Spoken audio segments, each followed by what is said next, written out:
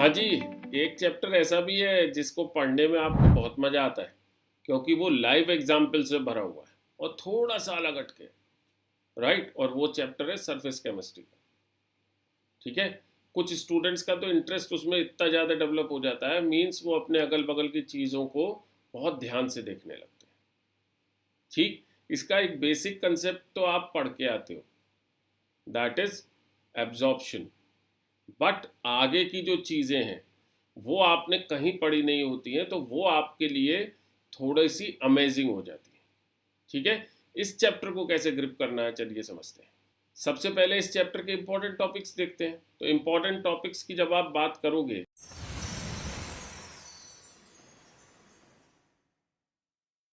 तो सबसे पहला इंपॉर्टेंट टॉपिक जो कि आपने नहीं पढ़ा है, एड्जॉर्प्शन है। अब एड्जॉर्प्शन में फिजिजॉर्प्शन, केमिजॉर्प्शन, जॉर्प्शन, एड्जॉर्प्शन और एब्जॉर्प्शन में डिफरेंस आ गया, ठीक है?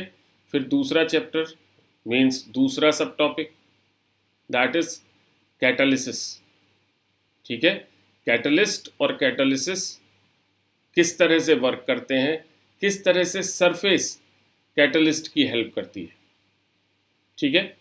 फिर तीसरा कोलॉइड्स, बहुत बड़ा सा और बहुत इंपॉर्टेंट सा चैप्टर, बहुत इंपॉर्टेंट सा सब टॉपिक है, ठीक? तो कोलॉइड्स के अंदर क्या क्या आ गया? हार्डी-शुल्ट्ज़ रूल आ गया, जीटा पोटेंशियल की बात हो गई, डबल लेयर जब हम बात करते हैं जो चार्जिंग ऑफ कोलाइड्स है, ठीक? बेसिक प्रॉपर्टीज़ कोलाइड्स की आप पढ़ के आए 9th-10th में, बट जो एडवांस प्रॉपर्टीज़ है, माइसेली फॉर्मेशन हो गई, ठीक? सीएमसी की बात हो गई, ये क्रिटिकल से टॉपिक्स हैं, ठीक? फिर इमल्शंस की बात हो गई, ठीक है जी? तो अगर आप देखेंगे तो 3 मेजर कैटेगरीज हो गई। एक एड्जॉर्प्शन वाली कैटेगरी हो गई, ठीक? दूसरी कैटेगरी हो गई कैटलिस्ट और कैटालिसिस वाली, और तीसरी कैटेगरी हो गई कोलॉइड्स वाली। अब समझते हैं इनमें से कौन कौन से टॉपिक्स कंपैरेटिवली आपको इजी वे में समझ में आ जाएंगे। तो जो इजी वे में समझ में आ जाएंगे वो कौन कौन से हैं?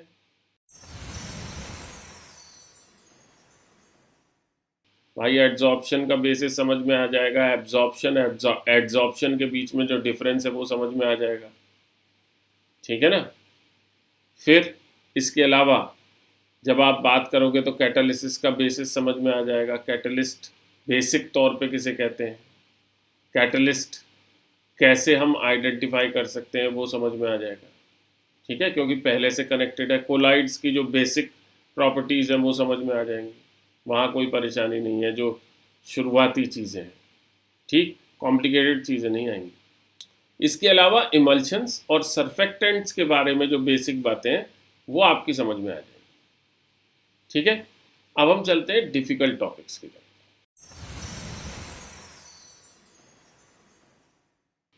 तो डिफ़िकल्ट टॉपिक्स में सबसे पहले अगर हम बात करें तो आइसोथर्म्स, एड्जॉर्प्शन में जैसे जैसे आप बेसिक्स आगे समझते जाते हैं, फिजिजॉर्प्शन समझते हैं, केमिजॉर्प्शन समझते हैं, जॉर्प्शन समझते हैं, ठीक है? अब इससे आगे आइसोथर्म मिलते हैं।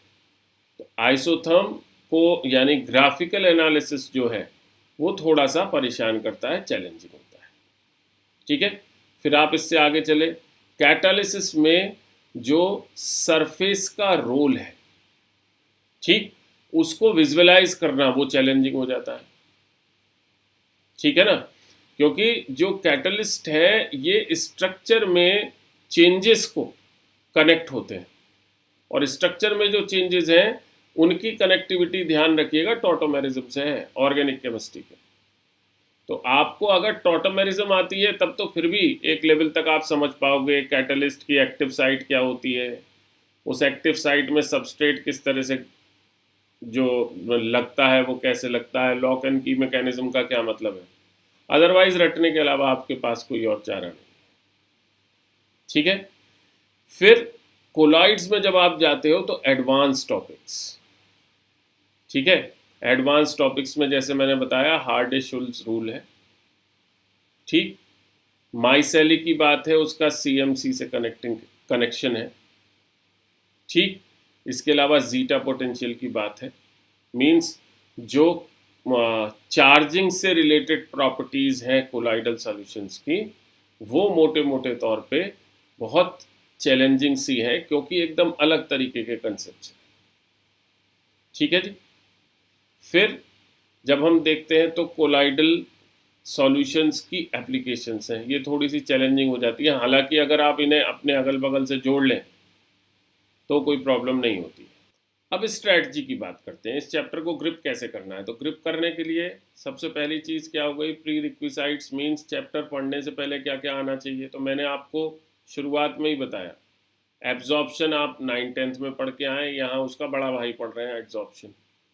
तो वो 9th-10th में जो प्रॉपर्टीज़ एब्जॉर्प्शन से रिलेटेड पढ़ी हैं वो आपको पता होनी चाहिए। ठीक है। फिर अगर आप देखते हैं तो कोलाइडल सॉल्यूशंस की बेसिक्स आप 9th-10th क्लास में पढ़ के आए हैं। ठीक, उसी का एडवांसमेंट है, उसका कम से कम आपको आइडिया होना चाहिए। इसके अलावा chemical bonding, states of matter, equilibrium, ठीक है, इनका बेसिक आइडिया होना चाहिए। कैटलिस्ट किसे कहते हैं, कैटलिस्ट क्या करता है, क्या वो सिर्फ रिएक्शन के रेट को बढ़ाता है या घटाता भी है। ठीक है, ये आइडियाज़ होने चाहिए। और इसके अलावा जो फिजिक्स के साथ इस पर्टिकुलर चैप्टर की कनेक्टिविटी है, जैसे मैंने चार्जिंग वाली बात किया, तो वो चार्जिंग वाली बात के लिए फिजिक्स की जो चार्जिंग यानी इलेक्ट्रोस्टैट से रिलेटेड जो बेसिक कंसेप्ट हैं उनका आइडिया आपको होना चाहिए। अब स्ट्रैटेजी के दूसरे पार्ट की बात करते हैं, that is the analysis part. Last 5 years के नीट एग्जामिनेशन का एनालिसिस जब हम करते हैं तो सरफेस केमिस्ट्री चैप्टर से 8 क्वेश्चंस पूछे गए। ठीक है, ईयर वाइज टैली जब हम देखते हैं तो 2023 में 2 questions for their, weightage 8 marks की थी।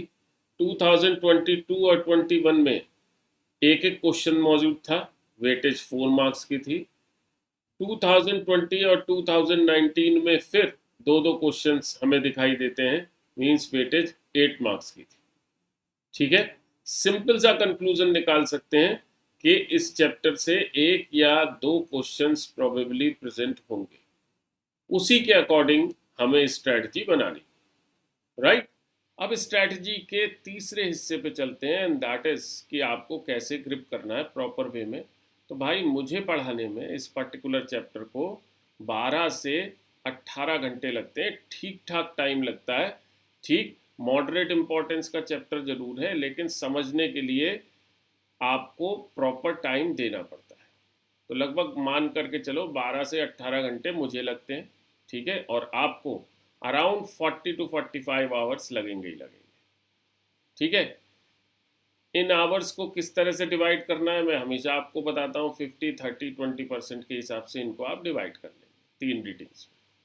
ठीक है, जहाँ तक प्रैक्टिस क्वेश्चंस की बात है, अधिकतर कंसेप्चुअल क्वेश्चंस आपको करने हैं, न्यूमेरिकल क्वेश्चंस कंपैरेटिवली कम करने हैं, बट स्टिल अगर मैं बात करूं तो अराउंड 75 to 90 क्वेश्चंस की प्रैक्टिस आपको चाहिए ही चाहिए। ठीक है, प्रैक्टिस के लिए आप क्या क्या कर सकते हैं, जेई चैप्टर वाइज आपके पास है ये। इसके अलावा आप क्या ले सकते हैं, एकेडजा की शीट्स से चीज़ें कर सकते हैं। एकेडजा में अनलिमिटेड शीट्स आपको मिल जाएंगी। ठीक है, लिंक डिस्क्रिप्शन में दिया हुआ है, तो आप प्रॉपर वे में प्रिपेयर कर पाएंगे। ठीक है जी। तो भाई अगर आप वैसे देखोगे तो चैप्टर मॉडरेट इम्पोर्टेंस का ज़रूर है, लेकिन कंपैरेटिवली आसान भी है, और मुझे तो बहुत अच्छा लगता है, क्योंकि ऑर्गेनिक केमिस्ट्री से इसकी कनेक्टिविटी बहुत अच्छी है, फिजिक्स से इसकी कनेक्टिविटी बहुत अच्छी है। जो मेरे फेवरेट चैप्टर्स हैं उन चैप्टर्स में से ये पर्टिकुलर चैप्टर है, कनेक्टिविटी की वजह से।